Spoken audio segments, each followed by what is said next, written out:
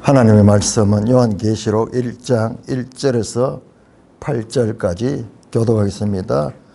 요한계시록 1장 1절 예수 그리스도의 계시라 이는 하나님이 그에게 주사 반드시 속히 일어날 일들을 그 종들에게 보이시려고 그의 천사를 그 종 요한에게 보내어 알게 하신 것이라.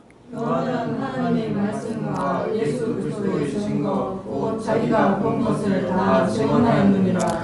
이 예언의 말씀을 읽는 자와 듣는 자와 그 가운데 기록한 것을 지키는 자는 복이 있나니 때가 가까움이라. 요한은 아시아에 있는 일곱 교회에 편지하노니 이제도 계시고 전에도 계셨고 장차 오시리라. 그의 보좌 앞에 있는 일곱 영과 또 충성된 증인으로 죽은 자들 가운데서 먼저 나시고 땅의 임금들의 머리가 되신 예수 그리스도로 말미암아 은혜와 평강이 너에게 있기를 원하노라. 우리를 사랑하사 그의 피로 우리 죄에서 우리를 해방하시고 그의 아버지 하나님을 위하여 우리를 나라와 제사장으로 삼으신 그에게 영광과 능력이 세세토록 있기를 원하노라. 아멘. 볼지어다 그가 구름을 타고 오시리라. 각 사람의 눈이 그를 보겠고 그를 찌른 자들도 볼 것이요 땅에 있는 모든 족속이 그로 말미암아 애곡하리니 그러하리라. 아멘. 주 하나님이 이르시되 나는 알파와 오메가라. 이제도 있고 전에도 있었고 장차 올 자요 전능한 자라 하시더라. 이번 여름에 우리가 요한계시록을 한 2달 걸릴 것 같아요. 이번 7월 8월 요한계시록을 깊이 연구를 하고 저는 요한계시록을 많이 깨달았어요. 계시록을 공부해서 깨달은 것이 아니라 그동안 주어졌던 다른 성경들을 한 권 한 권 공부하면서 제가 주로 많이 이야기했던 것이 성경을 그냥 읽어서 되는 것이 아니고 성경을 구조적 그런 관점에서 구조를 파악해야 된다. 그 구조를 알아야지 성경을 제대로 이해할 수 있다. 자세히 보면은 성경이 다 구조를 가지고 있어요. 복음서도 1부가 있고 2부가 있어. 그냥 보면 안 보여. 자세히 보면은 그 1부, 2부가 있습니다. 그 다음에 저 이사야서 같은 것도 1장에서 39장까지 40장에서 66장까지 완전히 구별이 됩니다. 다니엘서도 마찬가지고 모든 성경이 그런 구조를 가지고 있습니다. 우리가 직전에 했던 역대상 같은 것은 참으로 우리가 설교하기 힘든 책이거든요. 왜냐 그러면은 1장에서 9장까지가 전부 족보잖아요. 사람 이름만 나오는데 거기에 거기에서 무슨 설교할 내용이 나오겠어요. 그런데 그것도 자세히 살펴보고 그 다음에 10장에서 29장까지 그 사울의 죽음과 이어지는 다윗의 왕이 되고 그 다음에 언약궤를 옮겨오고 그 다음에 다윗 언약을 받고 그 다음에 이 성전 건축을 준비하는 이 과정들 정교한 구조를 가지고 성경이 기록된데 우리가 그거를 보지를 못하니까는 복잡한 이야기로밖에 보지 못하는 거예요. 그래서 성경을 우리가 바르게 이해하기위해서는 무조건 읽어야 돼. 무조건 뜻을 알든지 모르든지 읽어놔야 돼. 지난번에 우리 유 집사님 말씀했듯이 성경 앞에서 나오는 이야기 뒤에 또 나오고 앞에서 나오는 이야기 뒤에 또 나오고 했던 말 또 그게 바로 구조에서 나오는 구조. 그걸 구조를 알고 보면은 정교하게 그것을 이해하는데 그걸 모르고 보니까는 혼돈스러운 거예요. 왜 했던 말 또 하겠냐. 구조가 어떻게 되냐. 교차대구로 되어 있으니까는 A가 있고 그 다음에 A 다시가 있는 거예요. B가 있고 B 다시가 있고 C가 있고 C 다시가 있는 거예요. 이런 식으로 서로 이 교차를 이루면서 성경이 그 하나님의 뜻을 전하고 있기 때문에 우리가 이런 구조를 알고 보면은 뜻이 명확해지는데 이 구조를 모르고 그냥 순서대로 읽으면은 했던 말 또 하고 했던 말 또 술 취한 사람처럼 그러니까 술 취한 사람 말은 들으면은 논리도 없고 뭐 아무 의미가 없잖아요. 성경이 마치 그런 식으로 우리에게 읽혀진 것입니다. 특별히 요한계시록은 우리 66권 성경 가운데서도 제대로 이해하지 못하고 심지어는 목회자들도 제대로 깨닫지 못해서 설교하는데 너무나 힘이 드는, 사실상 제가 준비를 해보니까는 다른 성경보다 훨씬 더 많은 시간을 요하는 것이지만은 그러나 단순하게 구조를 발견했어요. 단순한 그 구조를 발견했습니다. 자, 오늘은 이제 우리가 시작을 이미 했지만은 제가 첫 시간에 시작을 하면서 이 요한계시록이 성경 전체에서 가지는 그 구조에 대해서 제가 슬쩍 말만 하고 실제 구체적인 것은 뭐 그거 하다 보면 또 뭐 딴 시간 다 가버리기 때문에 못했는데 오늘 수요 하브루타 시간에는 그 부분을 구체적으로 한번 제가 연구했던 것을 확인을 하면서 알아보도록 하겠습니다. 먼저 우리 매일성의 16쪽을 보시면은 들어가는 말, 요한계시록 어떻게 묵상할 것인가. 여러분들 이 내용을 제대로 이해를 하면요 몇 번 읽어야 돼요. 저도 이거를 몇 번씩 읽습니다. 이 내용이 아주 압축된 내용이에요. 그렇기 때문에 그런데 이 성경을 모르고 본문을 모르고 읽으면은 읽어도 이해가 안 돼요. 그런데 알아가면서 읽다 보면은 박수를 치면서 그렇구나 그렇게 됩니다. 먼저 들어가는 말 보면은요, 요한계시록 하면은 우리 생각나는 게 뭡니까? 종말론, 휴거, 그 다음에 666, 그 다음에 적그리스도, 뭐 이런 휴거, 뭐 이런 내용은 사실은 휴거나 적그리스도는 요한계시록 나오지도 않은 단어예요. 666이 가장 유명하죠. 666이 컴퓨터다. 아니다. 666은 또 나중에는 바코드다. 그리고 한 10년 전에는 베리칩이다. 뭐 그러면서 그런 하나의 그 현상적인 그런 것만 가지고 막 궁금증을 유발하고 그걸 주제로 한 온갖 소설들이 나오고 영화도 나오고 이러면서 오히려 요한계시록이 더 혼란스럽게 여겨지는 것입니다. 특별히 여러분들 16쪽 오른편에 보시면은 오른편 밑에서 8째 줄 보시면은 10째 줄부터 보십니다. 놀랍게도 요한계시록 있는 한국 그리스도인들에게 가장 심각한 영향을 미친 것은 세대주의적 전천년설로 보인다. 장로교 또는 개혁주의 신학이 한국교회에 줄을 잇는 것을 감안할 때 더욱 놀랍다. 왜? 세대주의 전천년설은 우리 이 장로교 또는 개혁주의 신학하고 전혀 관계없는 건데 그게 우리 한국교회에 쫙 퍼져 있는 거예요.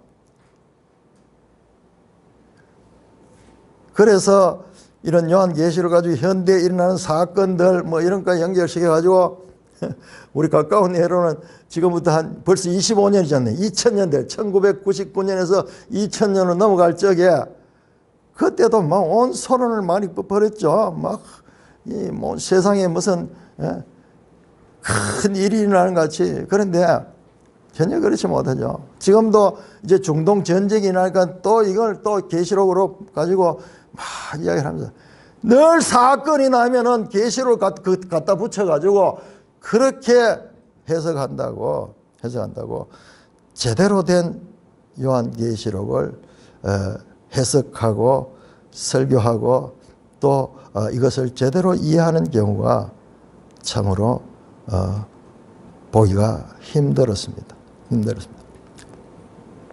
그래서 계시록은 뭐 읽어도 무슨 말인지 모르고 이런데 제가 이 구조를 딱 가지고 보니까는 단순하게 이해할 수 있도록. 그러나 본인이 많이 읽어놨어야 돼. 읽지 않으면은 아무리 단순한 구조를 설명해줘도 무슨 말인지 알 수가 없어. 알려고 노력했는 자들에게는 이 계시록이 이해할 수 있는 책이고 아주 간단하게 이해할 수 있는 그런 책인 것을 제가 말씀을 드리게 될 것입니다. 오늘은 자, 요한계시록은 도무지 우리가 잘 이해할 수 없는 그런 책이다. 그렇게 생각하고 제가 다니던 청년 시절부터 다니던 교회에서는 요한계시록을 설교를 한 번도 안 했어요. 또 어떤 교회는 가면은 요한계시록을 막 예를 들어 신천지 같은 데는 막 뻗떡하면 요한계시록. 우리는 어떻게 했습니까? 지난 15년째 목회를 하면서 한 권 그렇게 공부를 하니까는 요한계시록도 같은 책이야. 다른 성경과 연결되는 그런 책입니다.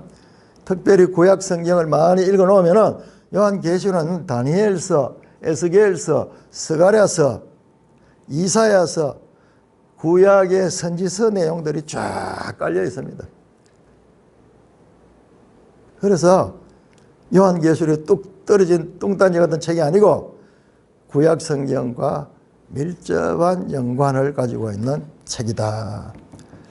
자, 오늘 저는 성경이 얼마나 놀라운지 영상을 한번 띄워주시기 바랍니다. 예. 여러분, 요한계시록은 마지막 책이잖아요. 66권의 마지막 책이잖아요. 창세기는 시작의 책이죠. 그런데 시간적으로 한 1600년의 간격이 있어요. 모세를 기원전 1500년경 사람으로 그렇게 보는데, 그리고 요한계시록은 AD 95년경에 쓰여졌으니까는 약 1600년의 간격을 가지고 언어도 다릅니다. 요한계시록은 헬라어로 쓰여졌고 이 창세기는 히브리어로 쓰여졌어요. 그래서 이 두 권의 책이 서로 언어가 다른 거로 쓰여졌기 때문에 뭐 이 시작의 책이고 끝의 책인 거는 알겠는데 이 두 개가 서로 연결된다는 것은 생각하기 쉽지 않은 거예요. 왜냐하면 언어 자체가 다르게 되어 있으니까는. 그런데 우리는 지금 번역해서 이 본문을 읽고 있잖아요.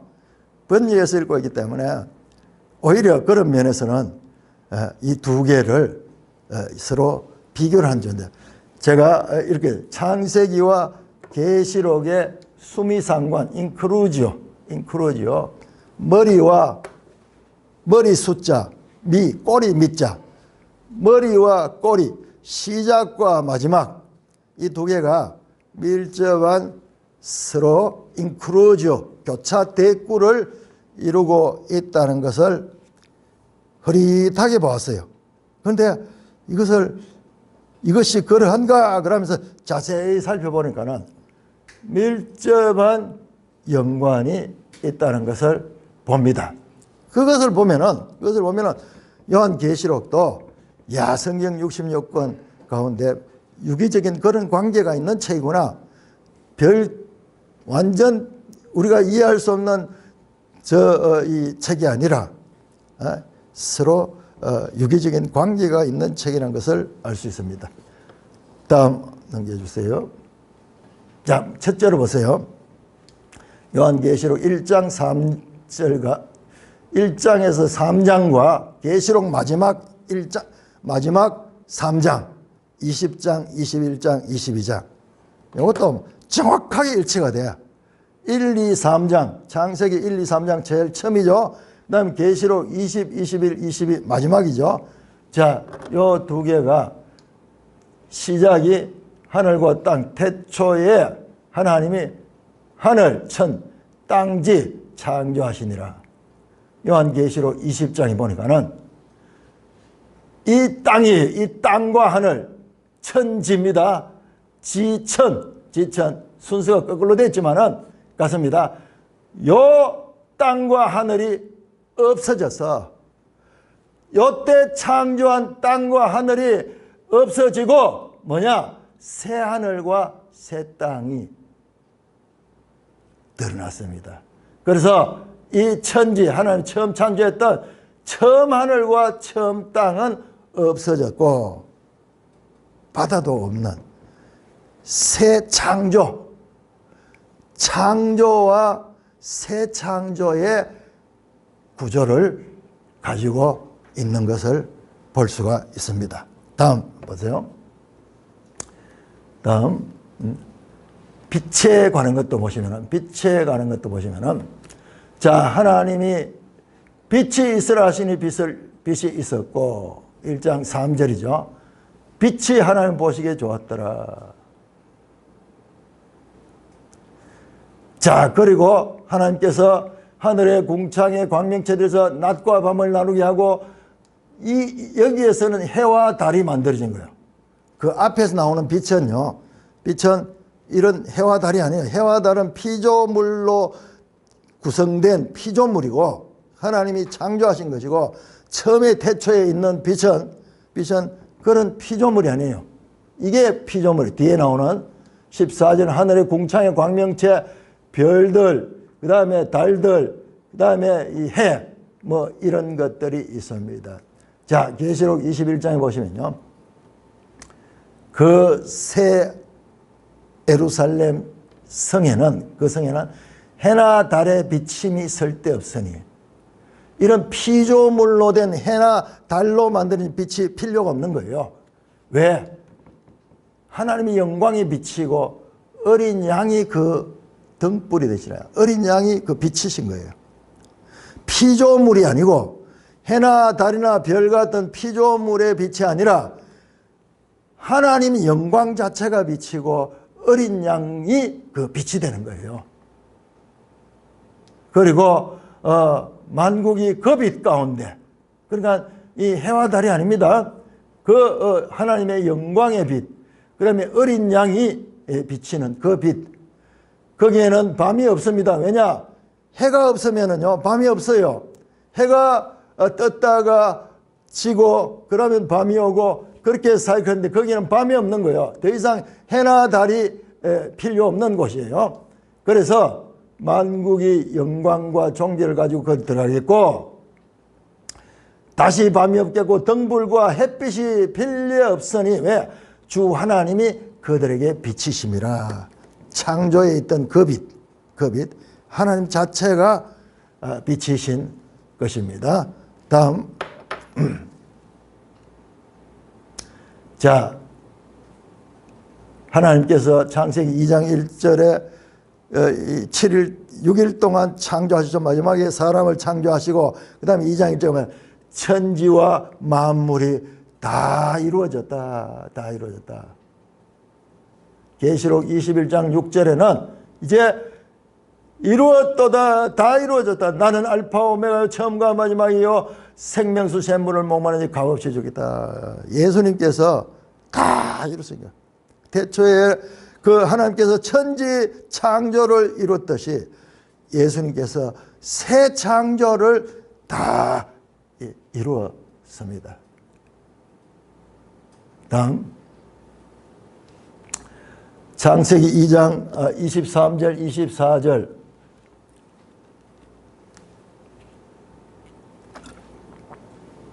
결혼 이야기 나옵니다. 남자와 여자 결혼 이야기 나오죠. 자, 계시록도 마지막 이 19장 7절에 결혼 이야기입니다. 어린 양의 혼인기약, 그리고 그의 아내가 준비됐다. 신랑과 신부가 준비됐어요. 자, 어린 양의 신부가 나옵니다. 21장 2절에 거룩한 새 삶이 하나님께로부터 하늘에서 내려온 그 준비한 신부가 남편을 위하여 당장한 것 같더라.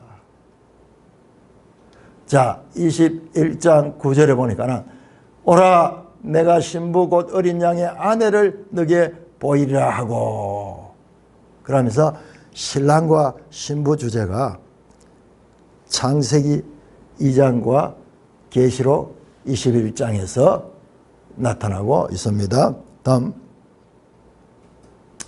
자, 강에 관해서도 에덴 동산에도 강이 에덴에서 흘러나와 동산을 적시고 네 근원이 있었다.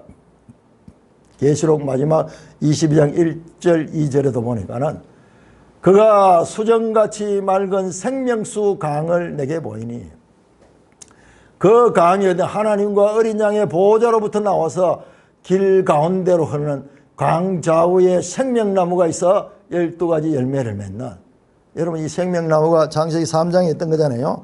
그 3장에 범죄한 인간에게 그 생명나무로 가는 길을 막아버렸는데 이제 그 길이 오픈이 됐습니다. 자, 여기는 에스겔서에 보면은 이게 지금 계시록과 창세기와 계시록 끝과 끝인가 그 중간에 에스겔서에도 요 강 이야기가 한번 나왔어요. 에스겔이 그 하나님의 계시를 봤거든요. 다음 생명나무 방금 나왔네요. 각종 동산의 나무는 열매는 네가 임의로 먹되 선악을 알게 하는 나무의 열매는 먹자. 네가 먹는 날은 반드시 죽으리라. 그래서 동산에서 사람들이 쫓겨납니다. 에덴 동쪽의 그룹들과 두루도는 불칼을 도 생명나무의 길을 지키냐, 생명나무로 사람이 갈 수 없도록 그렇게 지키고 있습니다. 그리고 그들을 사람들은 에덴에서 떼어쫓습니다. 자, 그런데 계시록 마지막에 가니까는 강좌우에 생명나무가 있고 12가지 열매를 맺고 그 열매는 만국을 치료하기 위해 있는 그런 생명나무가 있는 것을 보게 됩니다. 다음. 자, 밤이 없다 그러죠. 밤이 없다 그랬습니다. 자, 이 창세기 1장 5절에 빛을 낮이라 부르고 어둠을 밤이라 부르고 저녁 때와 아침이 됐다. 이 제7일 창조의 완성에는 이 창조 하루마다 저녁이 되고 아침이 되고 저녁이 되고 아침이 되는데 마지막 7일에는 그게 빠집니다. 하나님 그 하시는 일곱째 날에 마치니 그 하시는 그 일을 일곱 날 안식하시니라. 자, 계시록 21장 25절에 거기에는 밤이 없다. 22장 5절도 다시 밤이 없겠고 등불과 햇빛을 떼지. 이는 주 하나님이 그들의 빛이시며 그들이 세세토록 왕노를 한다. 다음. 왕의 통치가 나오는데요. 자, 제가 지난 주간 설교 마지막에도 이야기했지만 아담이 왕적인 존재였어요. 그래서 그걸 봉신왕이라 그래요. 종주왕이 있고 그 종주왕 밑에서 통치하는 왕을 다 봉신왕이라 그래요. 옛날에 중국의 황제가 종주왕이고 우리나라 임금은 그 황제의 지시를 받는 봉신왕이었습니다. 그래서 명나라에 대해 가지고 사대주의 사상이 대단했죠. 자, 그렇듯이 아담은 누구냐? 그럼 아담을 창조하시고 모든 것을 다스리게 하자 하시고 다스리라고 하나님께서 하십니다. 이 다스린다는 것이 이것이 바로 통치한다 하는 거예요. 통치하다. 영어 성경에 보면 reign 돼 있어. reign. 다스리는 거, 통치하는 거. 그 왕의 역할입니다. 왕의 역할. 계시록 20장 4절 6절에 보니까는 성도들이 그리스도와 더불어 왕노를 하고 있다. 1000년 동안 그리스도와 더불어 왕노를 할 것이다. 세세토록 왕노를 할 것이다. 창조 때 아담이 가졌던 그 왕적 권위를 죄로 말미암아 빼앗겨 버렸는데 새 창조에서는 이 죄 문제가 다 해결되고 그리고 성도들에게 그와 같은 새 아담이 되어서 이와 같은 이 다스리는 권세를 받는 것을 볼 수가 있습니다. 다음. 자, 이 계시록 창세기 2장에 보면 보석 이름이 쫙 나오는데 이 금이 있는 하윌라 온 땅을 두고 금은 그 땅에 금은 순금이요 베들리헴과 호마나도 있다 그러죠. 자, 올려주세요. 자, 계시록에 보니까는 계시록 21장 18에서 21절은 그 새 예루살렘 성 전체가 보석이라. 저기보다도 시작 에덴의 그 보석보다도 훨씬 더 많고 화려한 그런 이 보석들로 쫙 등장하고 있습니다. 우리가 봤을 때 전혀 다른 이야기 같지만은 보니까는 정교하게 하나님께서 이렇게 창세기와 창조의 때와 그리고 그 새 창조의 때를 서로 이 대꾸를 이루게 기록하게 하셨습니다. 또 있습니까? 자, 창세기 3장에서 뱀이 이 죄를 가지고 인류를 죄에 빠뜨리기 때문에 그 뱀에 대한 저주가 선포됩니다. 그리고 땅도 저주를 받습니다. 그 이전에는 우리가 에덴에서는 우리가 노동하고 뭐 이럴 필요 없이 모든 것이 다 풍성하게 있었는데 이제 이 죄로 말미암아 저주를 받아서 땀을 흘려서 노동을 해야지 살 수 있는 거예요. 지금도 농사 짓는 사람들 얼마나 힘듭니까? 더울 적에 햇빛 나오고 오늘날 그런 농사를 짓지 않더라도 사업을 하거나 각자 직장생활을 하면은 이게 쉬운 일이 아니죠. 다 어려운 가운데서 그렇게 이 일을 해서 거기에 대한 우리가 생계를 유지할 수 있는 그게 저주의 결과. 자, 새하늘 새 땅에 보니까 다시 저주가 없다. 이 죄 문제가 해결이 되니까는 다시 저주가 없는 상황으로 나왔습니다. 또 더 있습니까? 죽음에 관해서 나오네요. 자, 죄로 말미암아 이 선악을 알게 되면 먹는 날은 반드시 죽으리라. 그런데 그것을 먹어버렸어요. 그래서 그 결과 너는 흙이니 흙으로 돌아갈 것이다. 죽음을 이야기하죠. 자, 21장 4절에 보니까는 다시는 사망이 없고 애통하는 것이나 곡하는 것이나 아픈 것이 다시 있지 않아요. 처음 것들, 창조 때 만든 하늘과 땅도 처음 하늘과 처음 땅이고 죄로 말미암아 오염된 그 모든 처음 것들은 다 지나가고 새 것으로 바뀐다. 거기에는 사망이 없습니다. 한번 마지막이죠. 제가 이걸 20개까지 뽑아놨는데, 자, 이렇듯이 처음 책인 창세기와 마지막 책인 요한계시록이 이렇게 수미상관을 이루고 있다. 그러니까 계시록도 이미 창세기를 기록할 적에 하나님께서는 이 마침의 책을 준비하시고 계셨는 거예요. 이게 하나님의 지혜인 거예요. 사람들이 썼고 전혀 다른 관점에서 다른 언어로 그렇게 기록했지만은 하나님께서 영감을 주셔가지고 이와 같이 창세기와 그것도 창세기 1, 2, 3장과 계시록 마지막 1, 2, 3장 20장, 21장, 22장이 수미상관인데 20가지가 넘게 나와요.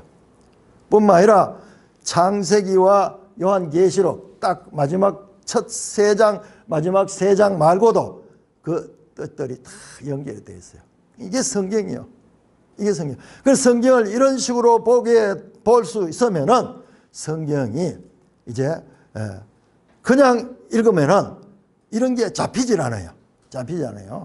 자, 그래서 이제 이 성경이 요한계시록도 이 어떤 성경 66권의 구조 속에서 위치하고 있다는 것을 알 수가 있습니다.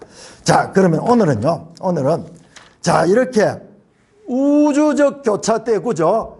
와, 한번 생각해보면 시간적으로도 이 1500년 간격이 있고, 그 다음에 실제로 모세가 기록했는 거는 그 1500년이지만 창세기 이야기는 그 모세보다도 훨씬 앞선 시간이잖아요. 수천 년 전, 어쩌면 만 년 전이 될 수도 있는 그런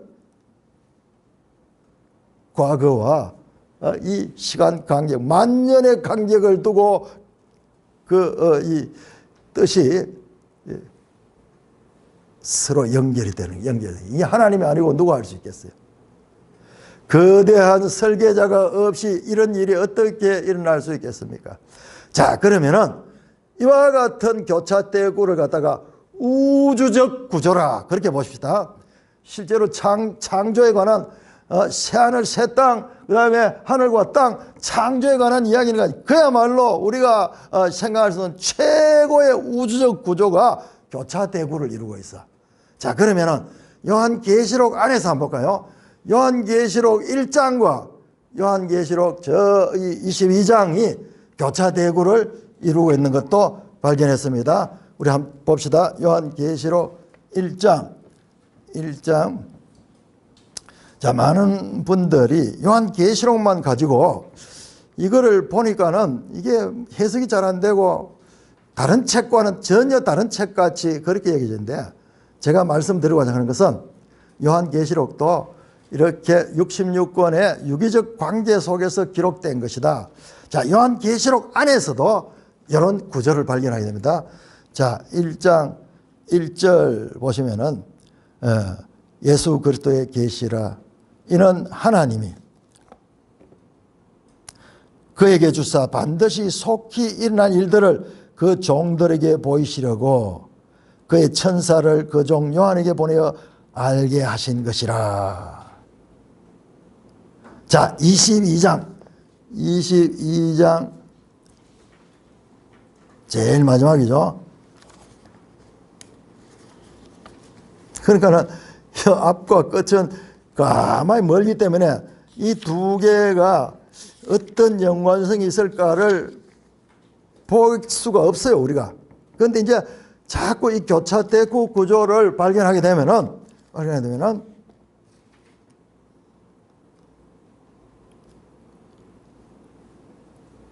7절 볼까요? 6절. 자, 여러분, 방금 읽었던 1장 1절과 22장 6절을 보면 또 그가 내게 말하기를, 22장 6절입니다. 이 말은 신실하고 참된지라 주 곧 선지자들의 영의 하나님이 그 종들에게 반드시 속히 되어질 일을 보이시려고 그의 천사를 보내었더라.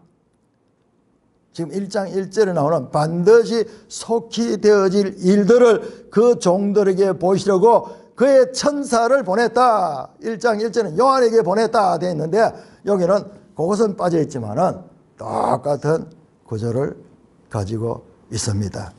자, 그 다음에 7절을 보니까 1장 3절을 보시면요. 1장 3절은 이 예언의 말씀을 읽는 자와 듣는 자와 그 가운데 기록된 것을 지키는 자는 복이 있다. 그렇죠? 자, 22장 7절. 보라, 내가 속히 오니 이 두루마리 예언의 말씀을 지키는 자는 복이 있다.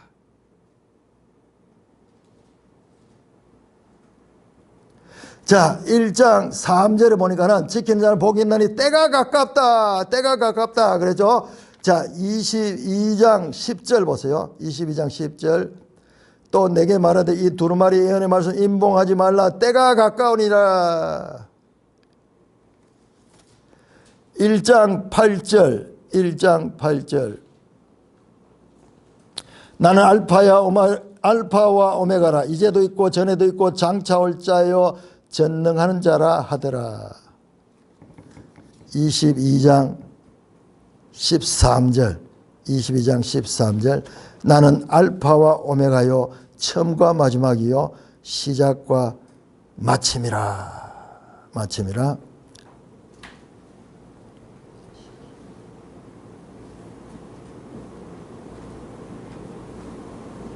이렇게 더 많이 있을 거예요.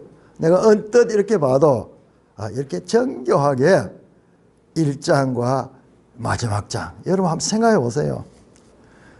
66권 저 창세기와 마지막 책인 요한계시록이 이렇게 우주적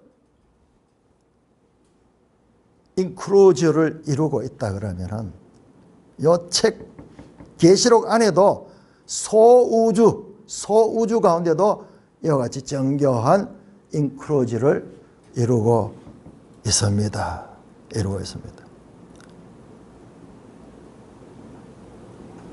그리고 또 보면은요, 정교하게 되어 있어요. 우리가 그냥 읽으면은 그야말로 난해하고 혼란스럽고 뭐 이야기했다 저 이야기 나오고 막 그런 것 같지만은 이 구조만 파악하게 되면은 아주 정교한 구조를 가지고 계시록이 기록이 됐다는 것을 알 수가 있습니다. 더불어서 요한계시록에 가장 많이 인용되는 내용이 다니엘서예요. 다니엘서. 여러분 다니엘서가 어떤 책입니까? 다니엘서도 이와 같은 하늘의 계시가 많이 나오잖아요.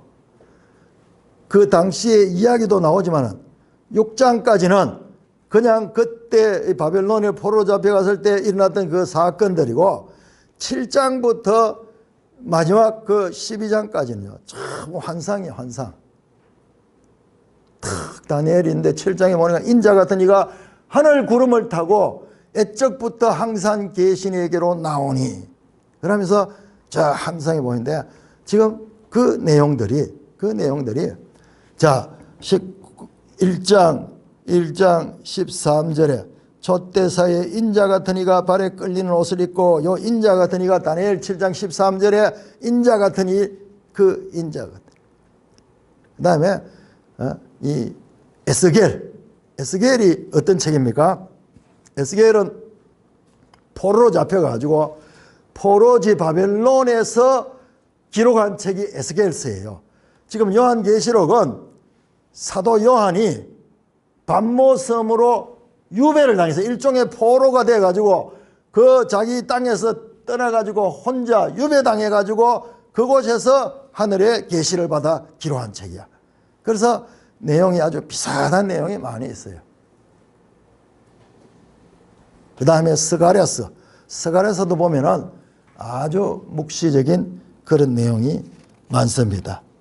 그리고 이사야서 이와 같이 이 요한계시록이 그냥 기록된 책하고 철저한 이와 같은 구조적인 이 관계 속에 그리고 또 구약의 많은 내용들이 여기에 와서 기록되어 있는 책이다. 그리고 이 책이 정교한 그와 같은 유기적 구조를 잇는 책이다. 이거를 잡으면 보이는데 이거를 잡지 못하면 그건 내가 알려고 노력을 해야 돼. 알 것 같기도 하고 모를 것 같기도 하고 이러면서도 계속 지금까지 왔었는데 제가 요한계시록을 따로 공부를 안 했어요. 계속 주어지는 책들, 뭐 선지서면 선지서, 그 다음에 시가 쓰면 시가서, 그리고 역사 쓰면 역사서 주어진 책들을 보던 그 방식을 가지고 접근해서 보니까는 요한계시록도 아주 정교한 구조가 있고 자, 그 상세한 내용들은 제가 매일 지금 설교를 하면서 지금 이 말씀을 전하고 있습니다. 오늘은 요한계시록이 그렇게 이해할 수 없는 뜬구름같 잡는 그런 이야기가 아니고 정교한 성경의 유기적 구조 가운데서 특별히 성경에 많이 사용된 이 교차대구 구조를 정밀하게 가지고 있다. 인크로지오 구조, 교차대구 구조가 그러니까 성경을 공부를 하면은 이 이야기를 해야 돼. 이 이야기는 교차대국하는 이야기는 교회에서 한 번도 들어본 적이 없어. 성경을 이해하려고 하면 이걸 모르면은 이해할 수가 없어요. 그러니까 우리가 성경에서 교훈적인 것만 뽑아내고 사람들 위로하는 설교를 하고 이런 식으로 하다 보니까는 평생 가도 성경 본질 그 자체를 건드리지 못했던 거예요. 이번 기회에 한 2달 동안 요한계시록을 깊이 보고 나면 여러분들이 저 높은 산봉우리에서 내려다보는 것 같이 영적인 그와 같은 수준이 많이 상승될 것입니다. 저도 개인적으로 이 나이까지 오면서 공부했던 것을 총력을 기울여서 이 말씀 전거를 할 것입니다. 지금 얼마나 가슴이 설레는지 몰라요. 그 안에 나오는 내용들을 다시 보니까는요, 너무나 우리에게 현실적이고 그리고 구체적인 그와 같은 교훈들도 많이 있고요. 오늘 우리가 이 땅을 살아가면서 우리가 이기는 자야 되는 것은요, 우리가 오늘 이 자리에 나오는 것도 바로 이기는 자의 자리에 서는 거예요. 수많은 유혹과 수많은 불신 사상들이 난무하는 이 세상, 바벨론 같은 이 세상 가운데서 여러분 언뜻 한번 생각해 보세요. 17장 18장은 바벨론, 음녀 바벨론에 관한 이야기거든요. 그런데 그 뒤에 나오는 21장, 22장은 예루살렘 이야기, 새 예루살렘 이야기라. 바벨론은 크고 그리고 이 많은 것으로 특징지어주는 이 세속 나라를 대표하는 것이고, 그리고 그 예루살렘 성은 성도들의 구원받은 성도들의 그 가치관이 녹여져 있는 그와 같은 도시입니다. 두 도시 이야기를 하는 거예요. 바벨론으로 알려진 큰 세속 도시와 그리고 새 예루살렘 성, 두 가지 두 도시를 탁 대조하면서 우리에게 말씀하는데, 우리가 이 큰 구조를 못 보니까는 뭐 그 복잡한데 휩쓸리다 보니까는 도대체 무슨 말인지 알 수 없었던 것입니다. 이번 여름에 우리가 다 여러분들이 요한계시록을 통하여서 참으로 하나님 말씀에 그 놀라운 은혜에 들어갈 수 있는 복 받는 자들 되기를 주님의 이름으로 축원합니다.